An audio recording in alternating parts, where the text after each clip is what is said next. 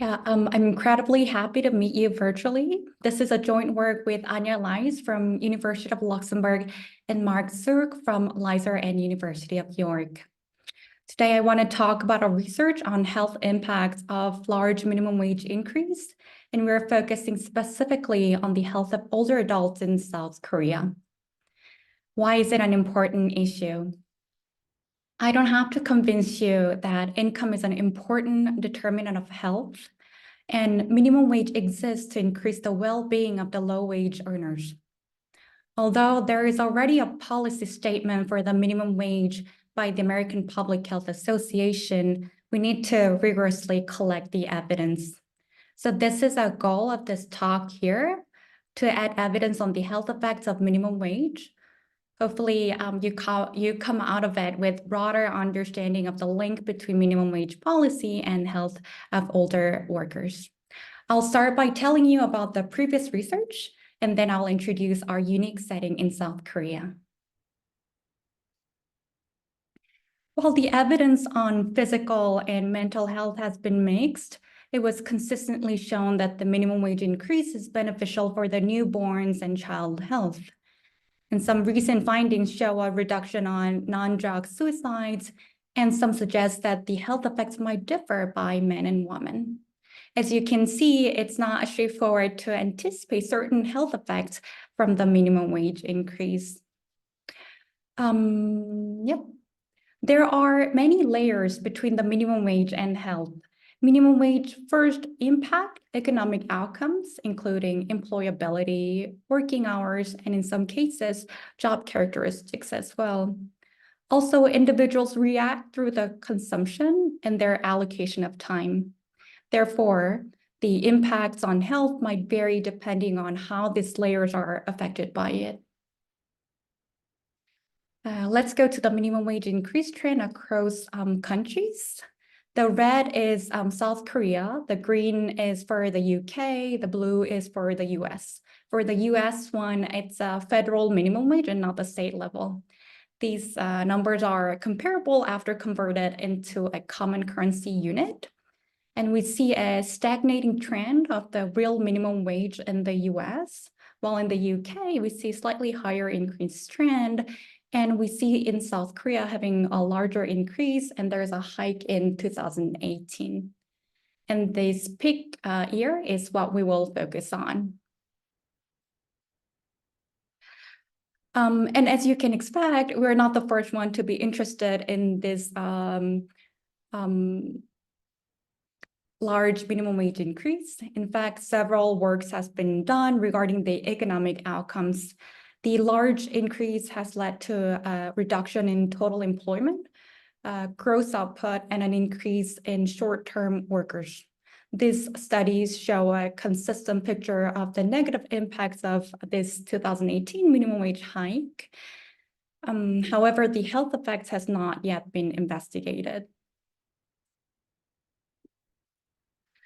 South Korea makes itself a very interesting case to study about the minimum wage effects on health due to high participation of older adults in the labor market. And in fact, older workers are one of the largest group to be employed in the minimum wage jobs. So we will specifically focus on the older workers and use the Korean longitudinal study of aging data, which is a sister study of health and retirement study. It's a population representative data of individuals above 45 years old. We excluded individuals who were not working or self-employed, whose health outcomes were missing, and who are high wage earners. We're interested in cognitive function measured by mini mental state examination that ranges from 0 to 30 and 5-scale self-reported health. Here's our intervention assignment design. So we assign the intervention group by the hourly wage. If participants' previous hourly wage measured in 2016 is lower than the 2018, the new minimum wage, they belong to the intervention group. And the control group is those who are otherwise similar but earn slightly more than the minimum wage. We do sensitivity check with different thresholds of the upper bound for the control group. We use the canonical two-way fixed effects as the 2018 minimum wage, and also the minimum wage policy in general in South Korea is a single national exposure. We include individual and time fixed effects. In 2018, large minimum wage as an exposure. Individual level time-varying covariates, such as including 5-year age categorization, pension status, and marital status. And the beta is our parameter of interest. The standard assumption follows the parallel trends and no anticipation. Here's the descriptive statistics after the propensity score weighting, and it shows a similar characteristics between the intervention and control groups. And as you can see, more than half of the individuals in our sample have less than high school education. And I'll show you the results. We see a decrease in cognitive function in a significant level, while self-reported health was not impacted. I'll show you the trends in mean cognitive function for the intervention and control group. The red line is for the control, and the green line is for the intervention group. We see a sudden decrease in the year of minimum wage hike, 2018, while the previous periods show rather a constant trend between the control and intervention group. We ran here are some sensitivity analysis. We ran the same analysis using the previous periods where there was a modest increase of minimum wage using the 2014 and 2016 survey data. And we didn't find any negative effects, and rather we found a positive impact on cognitive function for the target group. We further analyzed including the unemployed individuals subsequent to the minimum wage hike, and we still found that negative results on cognitive functioning. We tried different upper bounds for the control group by lowering the threshold from 150% to 120%, and the results are consistent.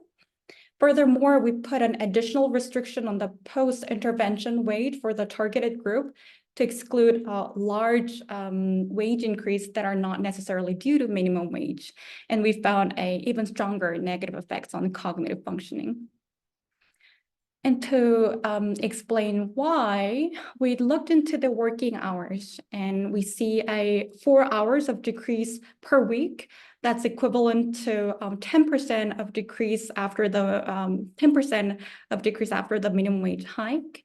And we considered this might have affected general job satisfaction that might include job insecurity or undesired idle time, and thus cognitive function. To conclude, we investigated the unique setting of South Korea, where it saw an unprecedented minimum wage increase, and looked into the health effects of older workers.